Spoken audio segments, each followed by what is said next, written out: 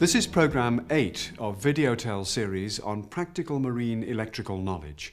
This programme highlights recent advances in electric propulsion, together with high voltage operation, safety and testing. There are many system variations around, so it's most important that you familiarise yourself with the components of the electrical system immediately you join a ship. Pay particular attention to the layout of the emergency switchboard. This study will pay dividends during a blackout or when troubleshooting the cause of a major breakdown. A growing and important development in modern shipping is the use of electric motors as the principal means of propulsion. At present, this is almost entirely diesel-electric propulsion.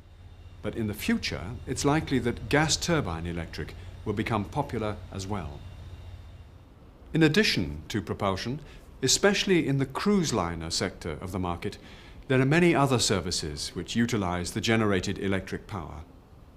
Power is needed for the hotel areas, for passenger comfort, for entertainment, for the lifts, the galley, the air conditioning plant, and telecommunications. A ship with such comprehensive requirements in effect houses a central power station which must be able to meet the varying demands whilst maintaining the supply voltage and frequency constant. So, in contrast to the average ship requirement of 1 to 3 megawatts, a modern cruise liner supporting comprehensive hotel facilities might require more than 40 megawatts. This necessitates high voltage power generation to reduce equipment size, current size and fault levels. Here the power is generated and distributed at 6.6 kilovolts, stepping down to 440 volts and 220 volts for auxiliary and support services. Some specialist vessels generate power at 11 kilovolts. High voltage operation necessitates extremely rigorous safety procedures which you cannot ignore. When investigating any fault or when doing routine maintenance, it is essential that the correct documentation is filled out and countersigned. For instance, good practice would require the Chief Electrotechnical Officer, or CETO, to fill out a permit to work order for a routine insulation test on a high voltage circuit. This would include circuit details and a risk assessment listing isolation points, site preparation and personal protection sections. The electrical work permit request must be countersigned by a senior authorized person, usually the chief engineer, and the duty watchkeeper. An electrical isolation certificate is issued listing where the HV circuit is to be switched off, isolated, locked off and earthed, and in which lockout box the isolation keys have been deposited. The CETO now collects keys from the lockout box and a number of isolation warning tags and safety notices. He and his assistant proceed to the relevant circuit breaker. It's important to fix notices to warn all colleagues of the work being carried out.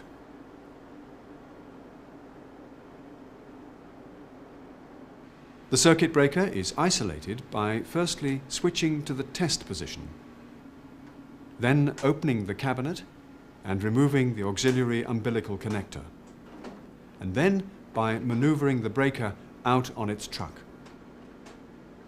The circuit is confirmed dead using the high voltage test prod.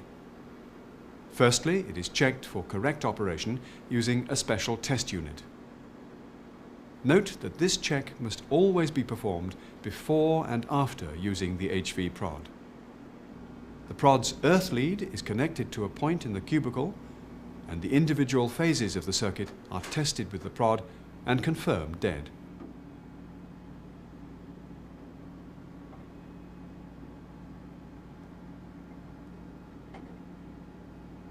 Don't forget that the prod must be rechecked for correct operation after the test has been performed.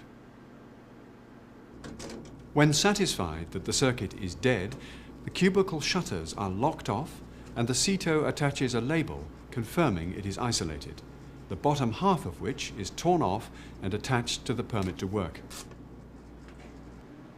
The circuit breaker is pushed back into its enclosure to guard against any ship movements. The circuit earth switch is now closed onto the outgoing circuit. At this point, the isolation certificate can be completed and the sanction to test filled out. Now the CETO proceeds to the high voltage equipment he needs to test. Again, the HV prod is used to confirm the circuit is dead.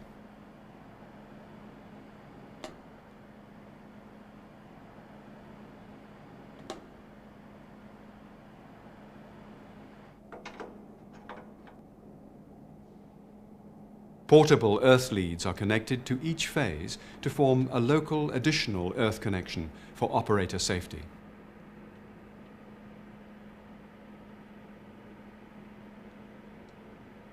The 5 kV insulation resistance tester is now connected, while the additional earth is still connected. Firstly, it shows 2 good earth points. Then it is connected from one phase to earth. Now the additional earth leads are removed, leaving the IR tester still connected.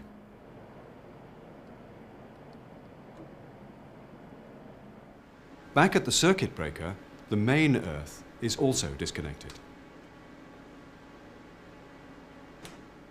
And now the insulation tester measures between the phase and earth and shows a healthy IR value. The circuit breaker earth is reapplied. The additional earth is reconnected to the 3 phases for operator safety, and the IR tester is disconnected. This process will be repeated to apply the IR test from the other 2 phases to earth, and then between each pair of phases. After all tests and other maintenance tasks are completed, as listed on the permit to work, the additional earth leads are removed, first from the phases and then from the local earth point. The panel doors are closed and locked and the warning signs removed. The circuit breaker tags will also be removed and the locks returned to the lockout box. The circuit breaker earth is now disconnected and the circuit is now available for normal service. The sanction to test, isolation certificate and permit to work are now completed, signed off and cancelled. Power generation starts with the diesels.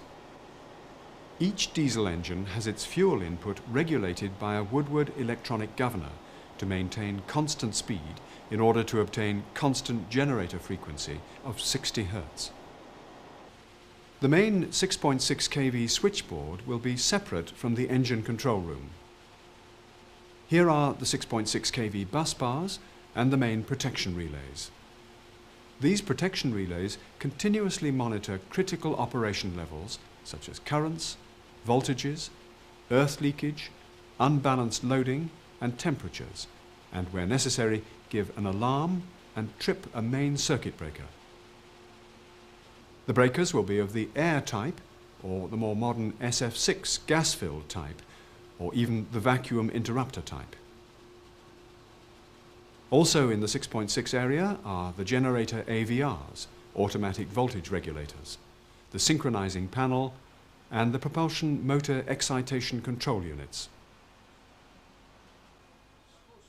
With so many varying demands on the power supply, it is essential to have a power management system, PMS, to control its distribution and to run the power system efficiently and safely. There are situations, for instance, where it is permissible to limit propulsion load to maintain full power to the hotel services. Typically, the system sequences the generators evenly and runs individual generators at a high load factor for maximum fuel economy. It is a totally automated system which can be overridden by the chief engineer. The main use of the generated power is obviously for the ship's propulsion. During the start-up procedure, the ship's propulsion motors and auxiliary services are made ready for sea from the engine control room, or ECR. The bridge requests transfer of control to the wheelhouse and bridge wings prior to sailing. From this point, the bridge commands are repeated in the ECR and in the 6.6 kV switchboard area, where it is called local control. Control of propulsion can be transferred back to the ECR if necessary. Once a ship is fully underway, a common practice is the synchrophasing of propellers. This particularly applies to cruise ships, where it's desirable to reduce hull vibration to a minimum, and this is largely achieved by synchrophasing the two propeller shafts with the blades set at the optimum relative position. To achieve synchrophasing, the two shafts' turning speeds must be within 5 RPM. This procedure is not used in heavy seas, where the propellers might emerge from the water, causing excessive speed fluctuation. One of the main benefits of electric marine propulsion is that the diesel engines driving the AC generators and the propulsion motors do not have to be in line, allowing a greater flexibility of layout and a saving of space. As we've seen, the diesels can be sequenced for maximum fuel economy, so it would be unusual for all four to be running together.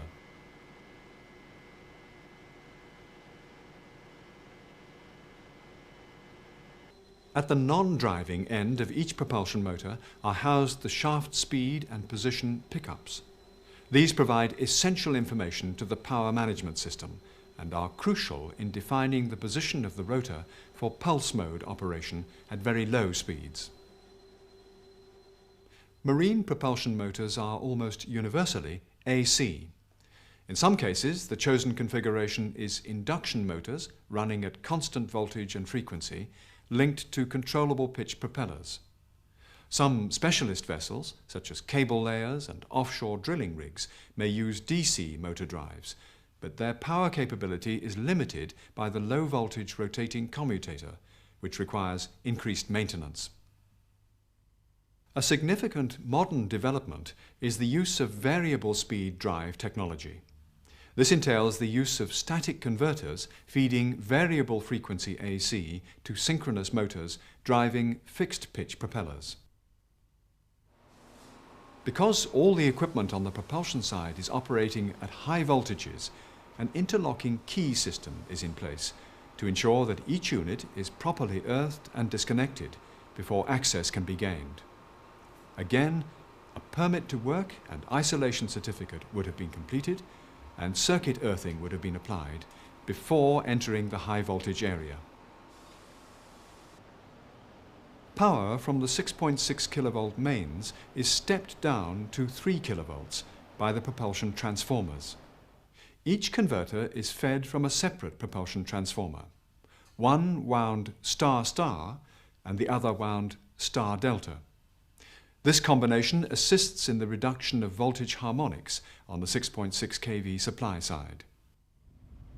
The converter is the equipment which converts a fixed frequency input, usually 60 Hz, to a variable frequency output, for example 0 to 29 Hz, which will drive a 24-pole synchronous motor at between 0 and 145 revs per minute. The converters use fast-acting semiconductor switches called thyristors. A thyristor can only conduct current in the direction of anode to cathode. This will only occur when the anode has a positive voltage relative to its cathode and a trigger pulse of current is injected into the gate terminal. A thyristor cannot be turned off by a gate pulse. This only occurs when a current falls to 0 and its polarity is reversed. This happens automatically on a 3-phase AC supply when the current is diverted to another thyristor.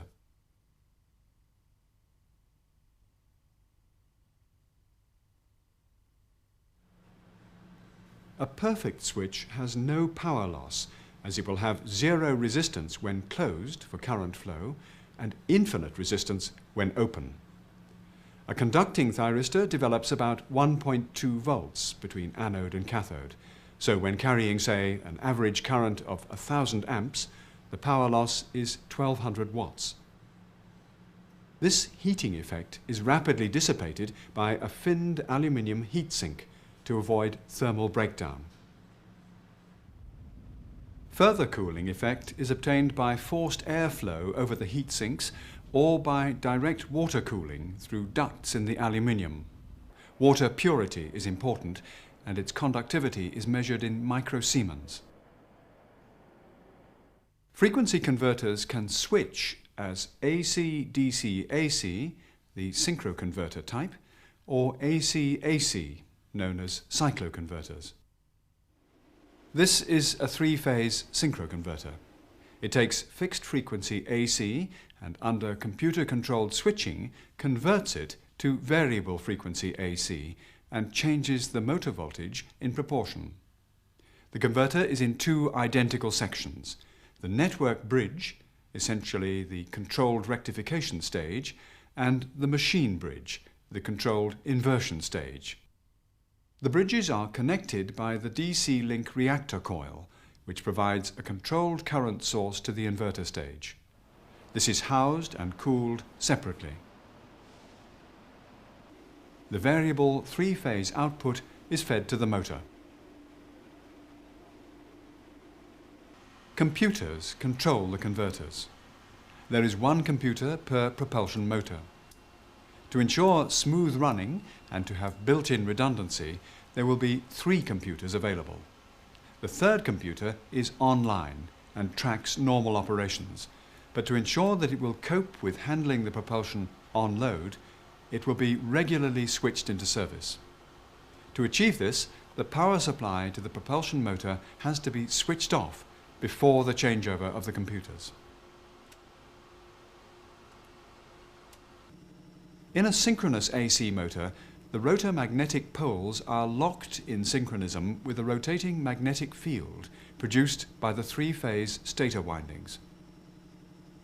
The stator field rotates at a speed given by N equals F times 60 divided by P, where N equals revs per minute, F is the frequency of the three-phase supply currents to the stator, and P is the pairs of poles arranged within each stator winding, the same as the number of rotor poles. The variable frequency from the converter directly fixes the rotor shaft speed. The required shaft torque, T, is proportional to flux and current, where I is the stator current and phi is the rotor magnetic field flux. The direction of the stator field rotation is set by the sequence of currents supplied to the 3 stator windings. To reverse shaft rotation, the propulsion computer will bring the forward speed to a controlled stop, then switch the converter thyristors into a reversed sequence. The propulsion motors have 2 separate 3-phase stator windings fitted 30 degrees apart.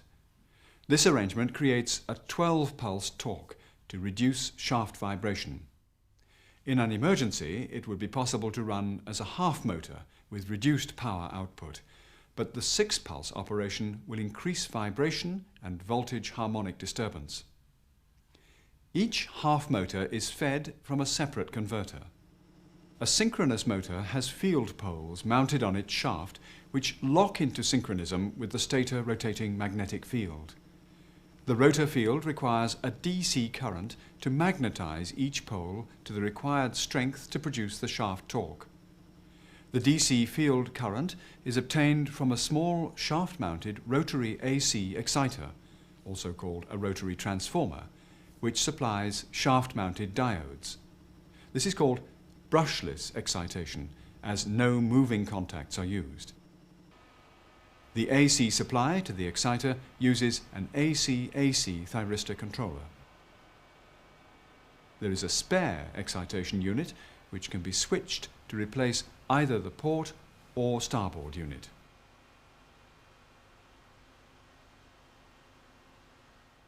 At normal speed, a synchronous motor produces an internal back EMF in the stator windings which acts to automatically assist commutation of the inverter thyristors.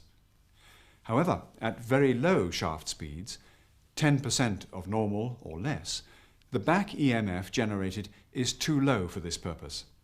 In these circumstances, the thyristors on the network bridge are switched to briefly suppress the current in the DC link, allowing the machine bridge thyristors to turn off and regain control. Thus, at low speeds, the motor is effectively kicked round by the application of discrete current pulses into the stator phase windings. This pulsed mode operation requires encoders on the end of the shaft.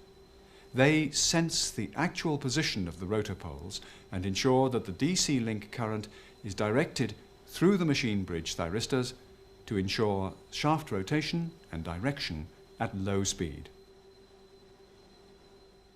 The use of current switching converters has a penalty: the introduction of voltage disturbance harmonics into the main supply network. These harmonics may result in other circuits and equipment malfunctioning or overheating.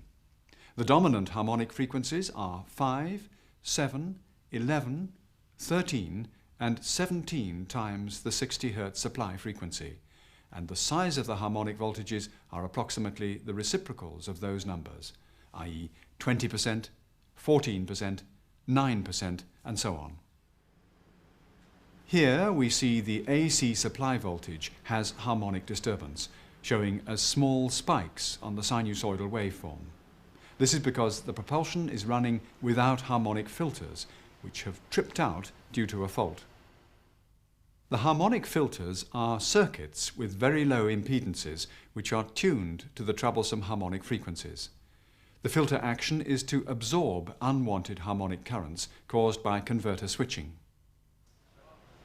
In order to locate the fault, strict safety procedures must be adhered to in high voltage areas. An electrical permit to work is filled out by the electrical technical officer and countersigned by the chief electrical technical officer, the chief engineer, and the senior watchkeeper. Only when all the signatures have been obtained can the ETO and the CETO, and for safety they must work as a pair in the 6.6 kilovolt area, begin to investigate the fault. Firstly, they disconnect and isolate the relevant breaker. This one is of the standard air brake type. The panel door is closed again, and a safety note is hung in a prominent position.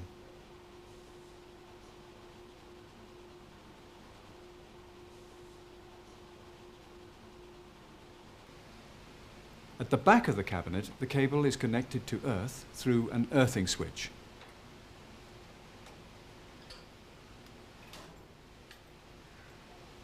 This process releases a trapped interlock key, which is then used to gain entry into the filter room.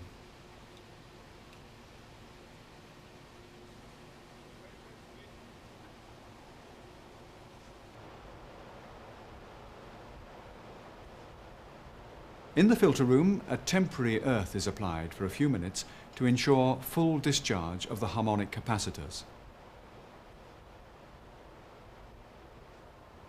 Then the individual capacitors are disconnected and tested. 15.6 microfarads is the expected reading, whereas this capacitor is out of tolerance, showing 20.8 microfarads. When it's replaced, the waveform will return to its spike-free appearance. Of course, in addition to 6.6 kilovolts, there are circuits running at 440 volts and 220 volts. The main 440 volt switchboard is sited local to the engine control room.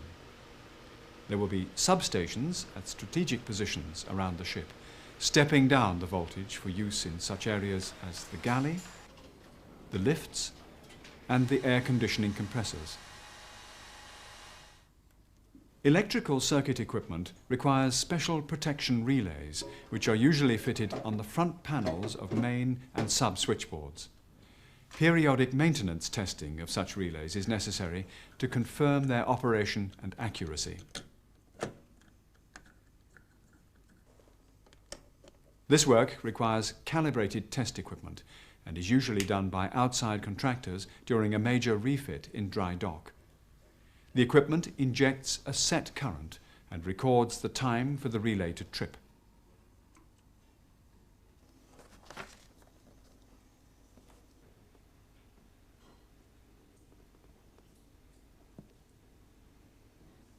Here, the contractors are testing a 33.3 kilovolt vacuum interrupter circuit breaker. This relies on the contacts being in a very high vacuum to limit arcing on opening and closing. The test equipment applies a very high voltage between the breaker contacts to verify that the vacuum insulation is secure. Another periodic task is to check for local hotspots, and here the use of a special thermal imaging camera tells the operator where heat is being produced, for instance at a high resistance bus bar joint. The camera can freeze the image, and these still pictures can be downloaded to PC.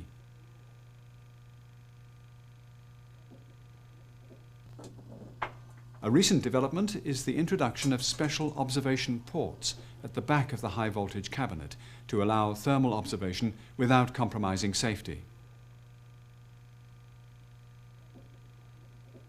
A digital stills camera provides a standard visual reference, and both kinds of image are incorporated in the contractor's report. This concludes the subject for Programme 8. We have recognized the growing application of electrical propulsion for ships and how a large power requirement necessitates high voltage power generation. We've seen the attendant rigorous HV safety procedures. We've described electric propulsion technology which relies on the action of thyristors within computer-controlled frequency converters. We've reviewed the operation and control action of synchronous motors and described how pulsed mode operation is required at low running speeds. And we followed a fault-finding procedure to locate a problem within a high-voltage harmonic filter. Finally, we examined the testing techniques for protection relays and showed the monitoring of operating temperatures of live electrical equipment. We recommend that you watch this program again and that you consult the book Practical Marine Electrical Knowledge, which accompanies this series and will allow you to study certain aspects in greater detail. Finally, here's a list of contents for all the programs in this series.